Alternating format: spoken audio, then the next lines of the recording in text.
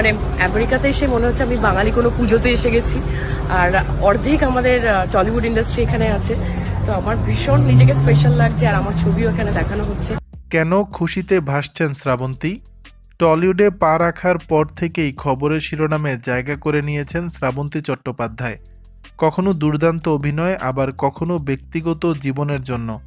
কখনোই লাইমলাইট থেকে সরে দাঁড়াননি তিনি। টলিউডে টিকে থাকার লড়াইয়ে বারবার বাজিমাত করেছেন এই অভিনেত্রী।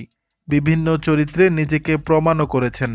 তার আসন্ন সিনেমা দেবী চৌধুরানী নিয়ে দর্শক মনে উত্তেজনার পারদ তুঙ্গে। সবাই কম বেশি অপেক্ষায় রয়েছেন এই সিনেমার। তারই মাঝে খুশির হাওয়া ভাসছেন অভিনেত্রী। সদ্য গেছেন বিদেশ সফরে, যেখানে টলিউডের একাধিক স্টাররা রয়েছেন। উদ্দেশ্য নর্থ আমেরিকান বেঙ্গলি কনফারেন্স। প্রতি বছরের মতো এবারও বিশেষ আয়োজন। আর কয়েকদিন আগেই সবাই মিলে উড়ে গেলেন আমেরিকায়।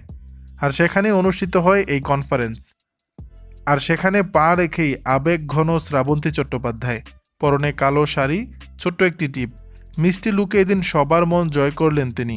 খুশির মুহূর্ত ভাগ করে নিতে তিনি বলেন, আমি প্রথমবার শিকাগো এসেছি, আর দ্বিতীয়বার নর্থ আমেরিকান বেঙ্গলি কনফারেন্সে। এর আগে আমরা নিউ ইয়র্কে গিয়েছিলাম, দারুণ অভিজ্ঞতা। তিনি বলেন, আমেরিকাতে বসে আমার মনে হচ্ছে কোনো বাঙালি পূজাতে এসে গিয়েছি। আমাদের টলিউড ইন্ডাস্ট্রি অর্ধেক এখানেই রয়েছে। আমার নিজেকে ভীষণ স্পেশাল লাগছে। আমার ছবিও এখানে দেখানো হচ্ছে, তাই অনেক ধন্যবাদ আমাকে নিমন্ত্রণ করার জন্য। শ্রাবন্তী চট্টোপাধ্যায়কে ভালোবাসায় ভরালেন ভক্তরাও। ব্যক্তিগত জীবন নিয়ে একাধিকবার কটাক্ষের মুখে পড়লেও শ্রাবন্তী যে বর্তমানে কেবল কাজ নিয়ে থাকতে চান, তা এক প্রকার স্পষ্ট করে দিয়েছেন।